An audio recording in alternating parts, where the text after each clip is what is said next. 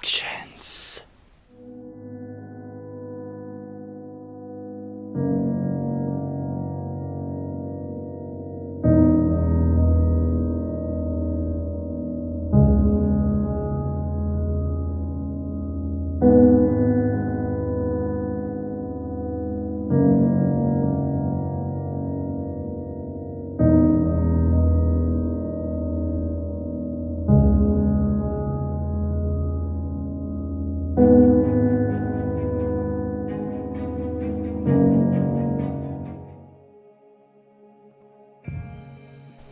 The tale of Mrs. O'Leary's cow, the cow that tipped over that one lamp to ignite an entire city.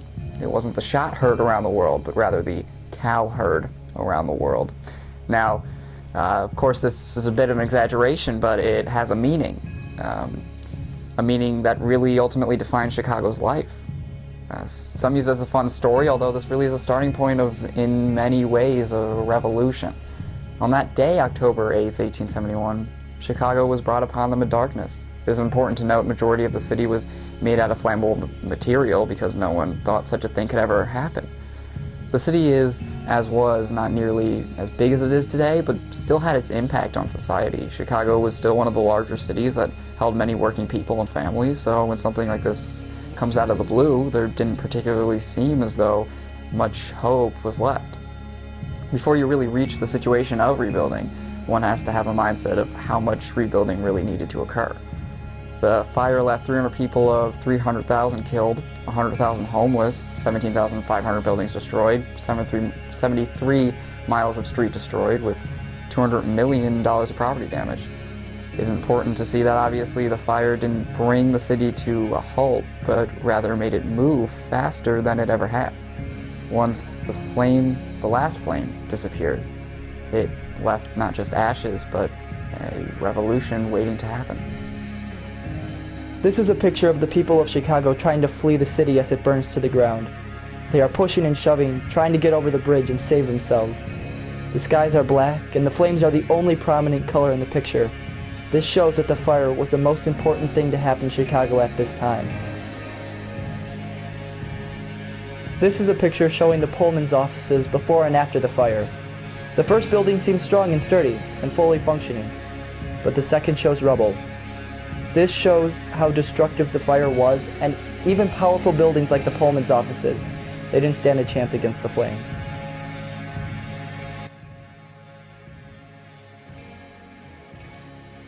After the fire, there were 4 architects that were the main contributors to the rebuilding of Chicago.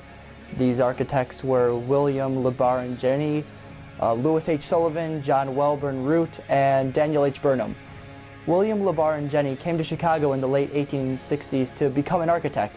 When the fire hit, he was right there to help with the rebuilding process. Louis H. Sullivan studied architecture at MIT and came to Chicago actually looking for a job from Jenney. John Welborn Root, he was the first guy to come up with the game-changing plan of using steel rails and covering beams with hollow tile to make buildings more fireproof. And lastly, Daniel H. Burnham. He was known for really laying out New Chicago, placing everything where it needed to be. These guys started almost immediately after the fire was over because with a travesty like that, you can't take a day off. They got money to help rebuild the city from donations, and also wealthy people helped raise capital so they could get the city back and running as soon as possible.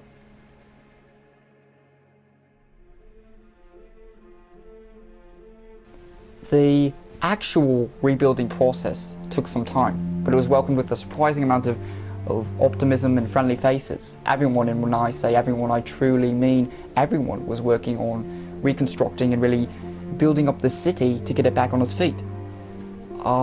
Supplies such as books and food and material, you name it, were all being sent in to aid the rebuilding process. It is actually funny because so many books were sent into Chicago that it had the largest public library of its time. This rebuilding came with a bettering economy, as with new business being rebuilt and industry coming in, jobs were now plentiful for the area. Also, it is very interesting that this really is the first time we start to see Chicago take pride in its lakeshore. They now added to the lakeshore and really built it up to preserve a beautiful landscape and attract more people. Now, of course, with fire, Chicago learned that something like this should probably never happen again. And while, yes, rebuilding is a good thing, it's safe to say that really it only needs to happen once. One of the most important regulations were that buildings were now fireproof, and it should only be built with such things as bricks and limestone and marble.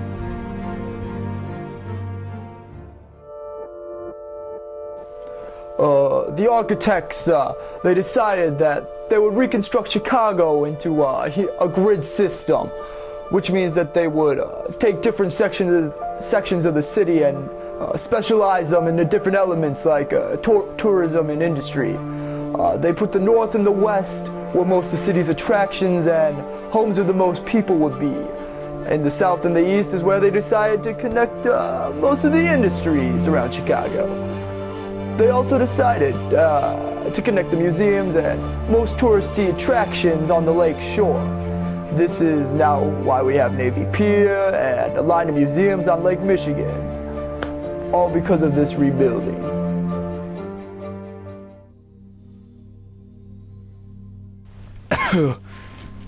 Chicago, ever since the rebuilding process began, because personally I don't feel as though it ever truly ended, it has left its mark on society. The first major aspect of growth and overall recognition of growth was the World Columbian Expedition in 1893. 27.5 million people came and showed up for this event, and this just brought a new look at the city. It held Chicago on a pedestal and said, "This is what we are." And it was like revealing a new Apple product. Everyone was interested in it. Chicago really has always been on the rise since then. A fun fact, if you will, is that Chicago Fire Department Trinity Academy actually rests on O'Leary's property, where the fire is, of course, said to begin. One of the most memorable areas to the city is the Lake Shore. The Lake Shore is still a major part of the progression in tourism. After the fire, it finally was looked at as being a beautiful thing, and this could really bring people to our city. Overall, Chicago has turned into an economic powerhouse, transforming not only itself, but the world and a national economy. It's benefited greatly, so has the rest of the country, and the impact of the fire lingers, but it's lingering a good thing.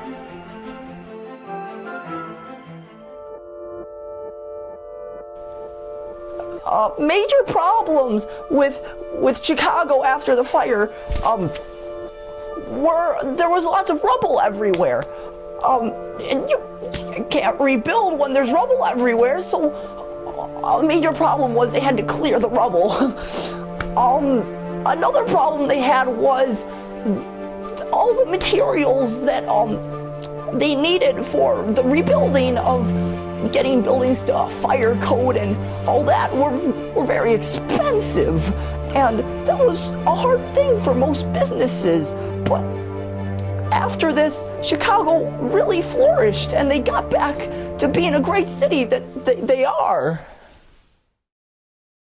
Chicago was changed immensely from the fire, and it's still impacted today because it taught all of us that live in the city, and I think even when you just truly learn about what happened, that you can't really ever give up, and you just got to keep pushing through and persevering. And the rebuilding process, as everyone can see, really worked out and was for the better.